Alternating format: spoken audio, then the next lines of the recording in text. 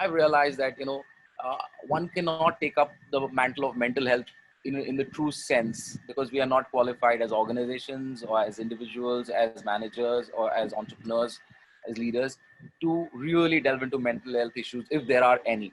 Frankly, those are chemical plus issues, which I think, needs better, kind of help. At best, we put physicians in our, large organizations to come and check, but I don't think we've ever invested in psychiatrists and what have you, and because it was beyond the mandate, because there was no real mandate.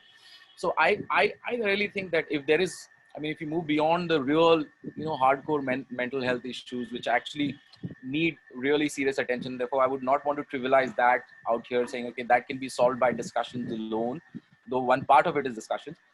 The other bit, which actually corporate India or workspaces or jobs add to people's lives, is where we can come in as leaders, as entrepreneurs, as which is, can you reduce the level of insecurity, which is really the driving force of all sort of stress, and may lead to some amount of emotional issues, definitely, if not mental health issues, right? So I think over the years, I've realized that uh, we actually go a lot with the people who are expressive and who talk, and therefore we take that as the kind of front line of what needs to be done in terms of priority. But really, I mean, the guys who actually need to be taken care of are the people who do not have the opportunity to express themselves, right? So and there I think actions matter louder than words, much. I mean, actions speak louder than words, and that's really the philosophy that I've kind of tried to kind of sort of adopt over the years and learn from our mistakes.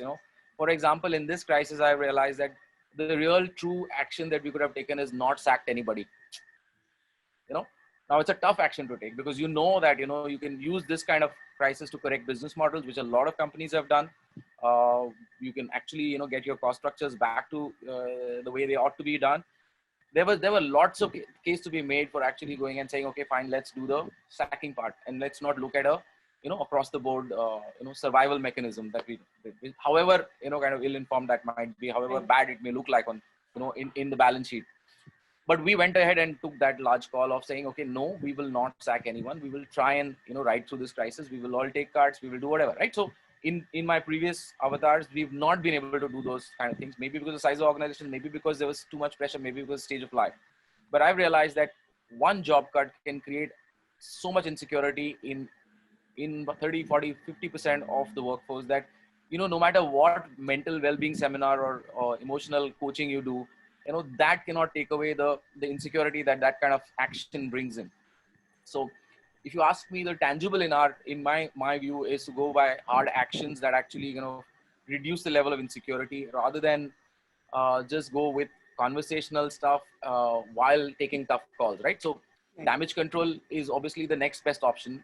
If you Hmm. can limit the primary damage, and I'm sure there are ways of doing that, because no company really, I mean, that is raising $2-3 billion needs to kind of uh, chop the last mile 500 people to kind of survive a crisis, right? I mean, I've seen that much business to tell you that's a shortcut that a lot of people Right. choose to take in this. No, so I'll probably be sounding a little harsh in that side, but I think that has led to a lot of insecurity amongst employees, and that's really creating more of a crisis, especially in the segments that are not expressive, cannot do these work from home calls, cannot have does not have access to colleagues all the time, whether it's on Zoom calls or whatever, right?